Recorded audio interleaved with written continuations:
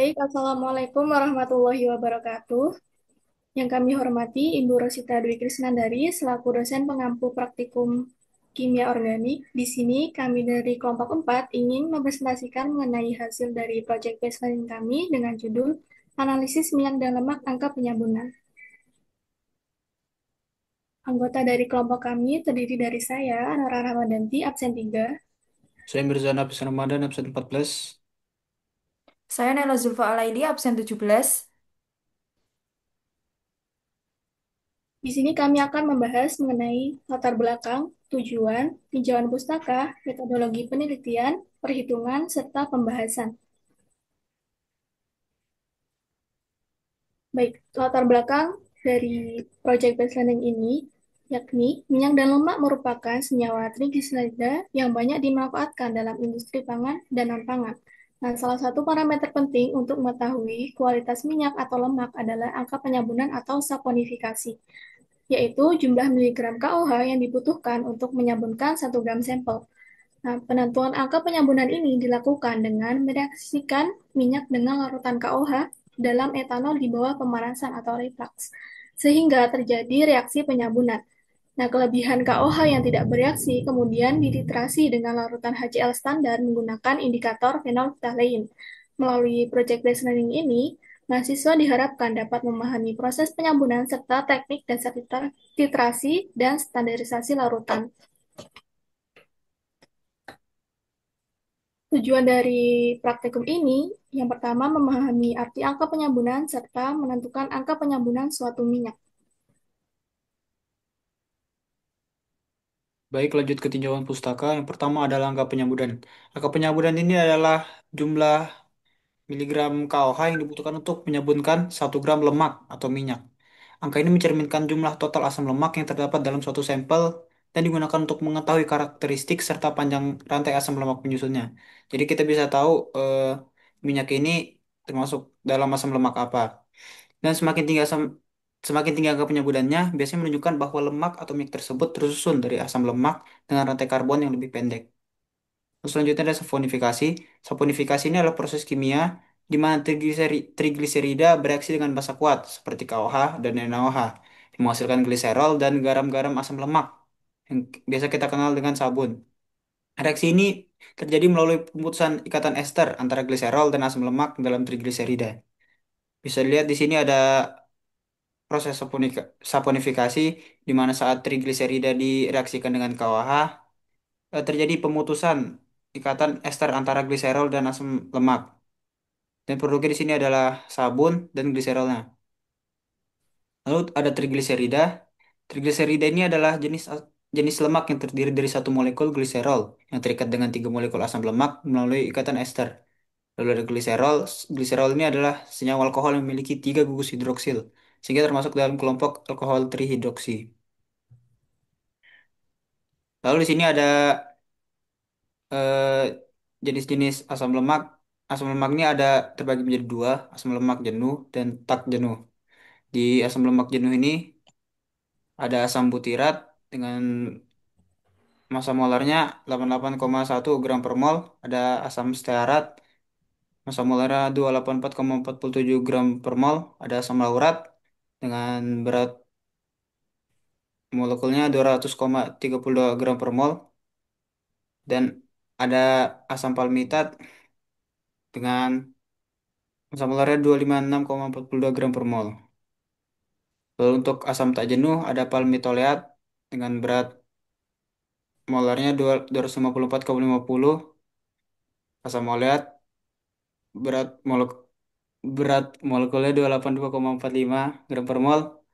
Ada asam linoleat dengan massa molarnya 280,44 gram per mol.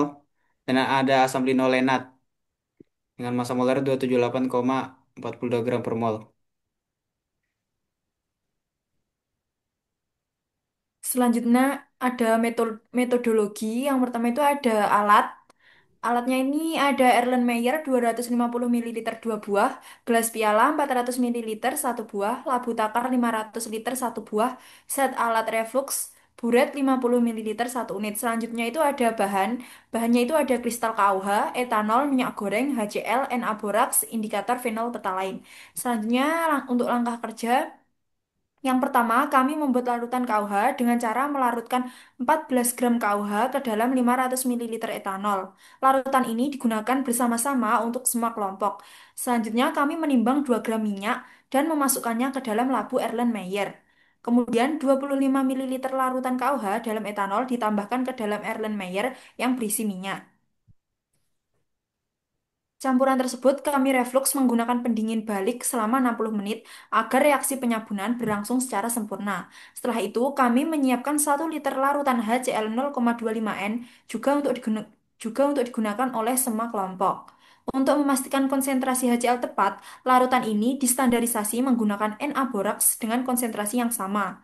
Setelah reflux, campuran kami didinginkan lalu dilakukan titrasi menggunakan HCl 0,25 N dan indikator fenol phthalain. Selanjutnya, sebagai pembanding, larutan KUH dalam etanol juga dititrasi tanpa minyak dan volume HCl-nya dicatat. Terakhir, angka penyabunan dihitung dan dinyatakan sebagai mg KUH yang dibutuhkan untuk menyabunkan 1 gram minyak secara sempurna. Next. Ini ada perhitungan. Yang pertama itu ada perhitungan HCl. Diketahui MrHCl 36,46 gram mol, NaCl itu 0,25 m, Rho itu 1,19 gram per centimeter kubik, dan persennya itu diketahui 37% dan diubah menjadi desimal menjadi 0,37. Dan di sini itu yang ditanyakan itu volume HCl. Lalu untuk menghitung kita menggunakan rumus MHCl sama dengan N kali MR diperoleh hasil 9,125 gram.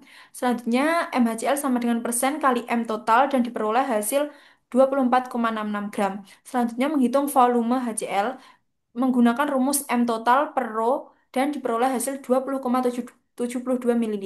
Selanjutnya perhitungan Na boraks diketahui mRNA2CO3 itu 381,37 gram per mol. Ditanya MNA2CO3. Dijawab dengan menggunakan rumus N sama dengan gram per BE dikali 5.000 dikali 1.000 per 500 mililiter dan diperoleh hasil itu 23,85 gram. Nah, 23,85 gram ini dilarutkan dalam 500 mililiter Aquades. Next. Selanjutnya itu pengamatan titrasi standarisasi. Standarisasi HCl dengan Na2CO3 diperoleh titrasi pertama itu 21,3 ml, titrasi kedua 21 ml, lalu dirata-rata dan diperoleh hasil 21,15 ml. Lalu untuk perhitungan standarisasi menggunakan rumus NS sama dengan NT dan MS kali VS sama dengan MHCl kali VHCl diperoleh hasil itu 0,2955 M. Lalu untuk titrasi sampel minyak, pada titrasi pertama itu diperoleh volume 15 ml, pada titrasi kedua itu 15 ml, dan diperoleh rata-rata itu 15 ml. Lalu untuk standarisasi, per rumusnya itu NS sama dengan NT, menjadi M sampel kali V sampel sama dengan MHCl kali VHCl, dan diperoleh hasil 0,1641 M. Next. Selanjutnya itu titrasi KUH dengan HCl diperoleh pada titrasi pertama itu 45,3 ml, titrasi kedua 45 ml, dan diperoleh rata-rata 45,15 ml. Untuk perhitungan standarisasi menggunakan rumus MKUH kali VKUH sama dengan MHCl kali VHCl dan diperoleh hasil 0,5336 M. Lalu untuk menghitung angka penyabunan digunakan rumus B min A kali NHCl kali MRKUH diper massa minyak dengan satuan gram dan diperoleh hasil 0,249,4611 gram. Next. Selanjutnya, untuk menghitung NKUH menggunakan rumus angka penyabunan per MRKUH dan diperoleh hasil 0,004454 mol. Selanjutnya, perhitungan N minyak itu diperoleh 0,001484 mol. Setelah itu kita menghitung MR minyak dengan rumus M minyak per N minyak dan diperoleh hasil 6,734 gram per mol. Selanjutnya untuk menghitung MR asam lemak atau R menggunakan rumus 3R plus MR trigliserida sama dengan MR minyak dan diperoleh R itu 166,8 gram per mol. Selanjutnya untuk menghitung MR asam lemak ini ada struktur senyawanya dan diperoleh hasil dari perhitungan MR asam lemak itu 211,8 gram per mol. Baik, selanjutnya, berdasarkan hasil analisis, didapatkan pembahasan sebagai berikut. Pada praktikum ini, kami menentukan angka penyambunan minyak dan memperoleh nilai sebesar 249,46 mg KOH per gram minyak. Nah, nilai ini lebih tinggi dari kisaran umum minyak goreng, yaitu sekitar 190 hingga 220 mg KOH per gram, yang mengindikasikan bahwa minyak ini mungkin mengandung asam lemak rantai pendek atau menengah, karena molekul yang lebih kecil akan memerlukan lebih banyak KOH untuk disabunkan. Namun demikian, angka ini masih sedikit lebih rendah dibandingkan minyak kelapa atau minyak sawit murni, yang biasanya berkisar antara 250 hingga 270 mg KOH per gram. Selanjutnya, kami menghitung jumlah mol KOH, yaitu 0,004453 mol, dan berdasarkan hasil stoikiometri reaksi penyambunan, kami menggunakan rasio 1 mol minyak bereaksi dengan 3 mol KOH, maka diperoleh mol minyak sebesar 0,001484 mol. Next.